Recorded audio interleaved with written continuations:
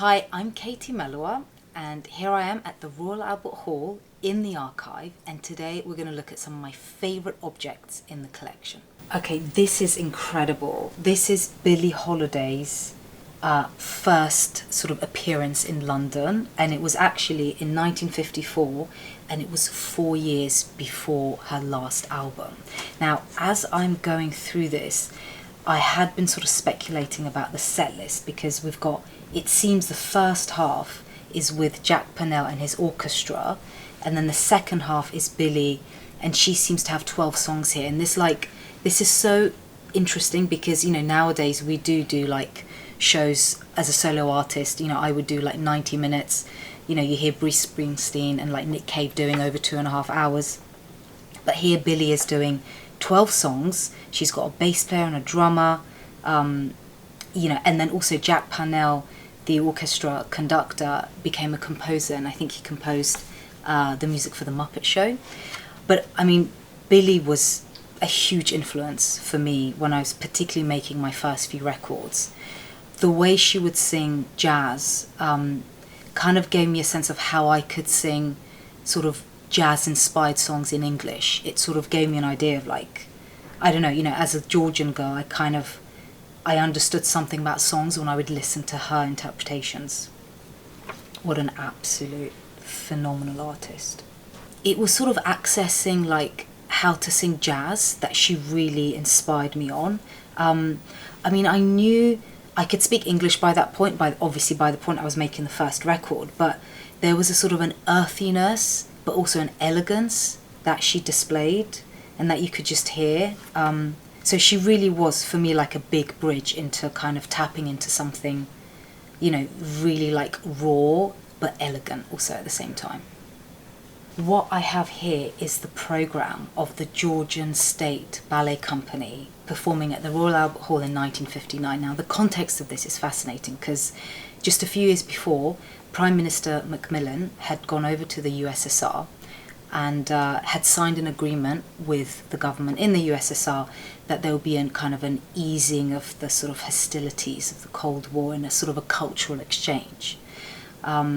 So this concert by the Georgian State Ballet Company, I guess, was one of these cultural exchanges. Now, I mean, I spent my childhood in Georgia, and of course Georgia is a fiercely independent country, used to be part of the USSR, and you know, the language is unique.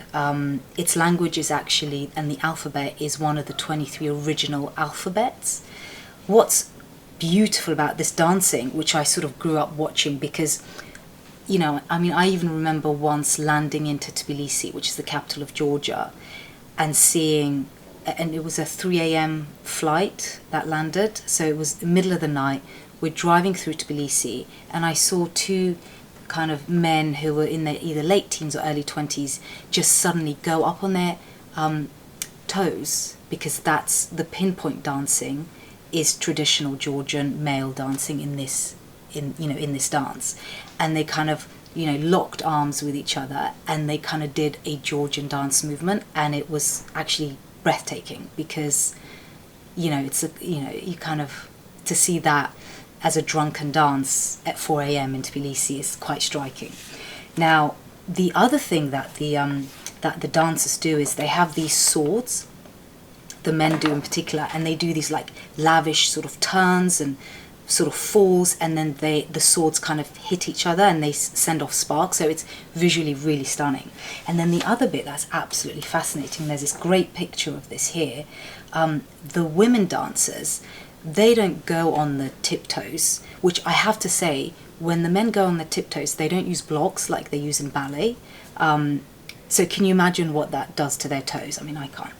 The women, instead of going on their tiptoes, actually use very like small feet movements, which gives this like incredibly sort of ethereal quality of like floating. Like you literally don't see their heads move up and down at all. And one thing that I actually learned recently is that Terry Nation, who was the writer of Doctor Who, was inspired by these Georgian female dancers from the State Ballet Company to create the type of movements that the Daleks made in Doctor Who. So it's very interesting. I guess he got, maybe the sort of the fear and the terror of the Daleks came from like the Georgian women's movement, which doesn't surprise me because Georgian women are known as being pretty fierce. Look at this! So this is the programme from the first time I performed at the Royal Albert Hall for a headline show. It was 2004. It's gobsmacking. I was actually asked how many times I'd performed at the Hall, and in fact my last performance was so memorable because it was in May 2023 and it was after my son was born. So it was my first time kind of being on stage as a mum, and actually I hadn't recalled all the other times in between, which is shameful, but in total it's been 7 times, which is just amazing. Now this program has got beautiful like details about, you know, the musicians I worked with, from Henry Spinetti, Matt Condon, Dominic Glover, Lisa Featherston was on bass, Jim Cregan on guitar, Mike Batt of course, he was on keys, and it's astonishing, like the musicianship and like what every single person in the band brings to the show is so, like, you can't really describe it.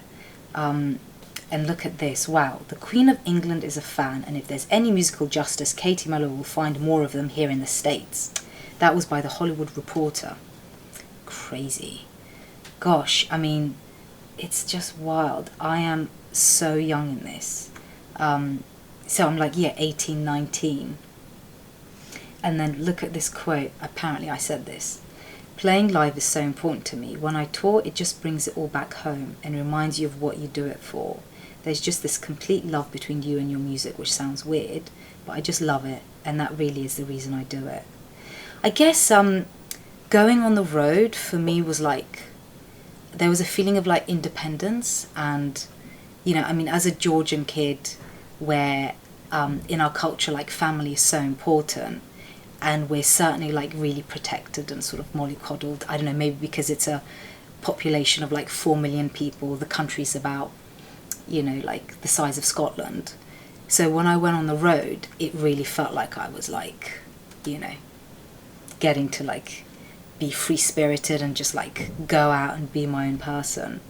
If I'm completely honest, I don't know if I was completely ready for this gig, because, you know, like I felt ready to do the songs and the musicianship, like, you know, we'd practice and practice, but I hadn't really practiced the talking in between the songs.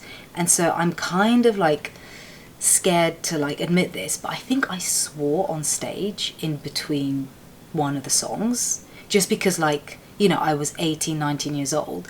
I'd been to like the Brit School in Selhurst, and so, you know, saying the odd rude word was just part of the vocabulary. And what does an 18, 19-year-old kid do with their first concert at the Royal Albert Hall when you're completely out of your depth in terms of the talking? I kind of just, I mean, maybe swearing these days isn't considered as bad, but at the time it was a total shocker, and I definitely got told off after I came off stage. It was like, you can't do that. And actually I remember the second time I had my gig at the Royal Albert Hall, I remember saying to myself, okay, I need to really like think about what I'm going to be saying, because this is like an iconic hall and I can't be swearing left, right and centre. At the time I didn't really understand how, like, as a musician you can make records, but also part of the job was like the visual presentation. But like now I completely appreciate that, you know, every single detail needs to be thought about to create, you know, a great sort of artist and a great, I mean, dare I even use the word brand, you know, because that's kind of what is being created, because it's, you know, it's foolish to think that it's just you. I think that's the interesting thing about being a solo artist. You can fall into the trap of thinking, oh, because it's my name and it's my face and it's like a lot of what I'm doing in terms of my creation, you think it's just you, but it's not. It's a team of a huge team of really brilliant people, you know, working very hard to create something, you know, as appealing to as many people as possible. Thanks for watching In the Archive with me, Katie Melua, at the Royal Albert Hall.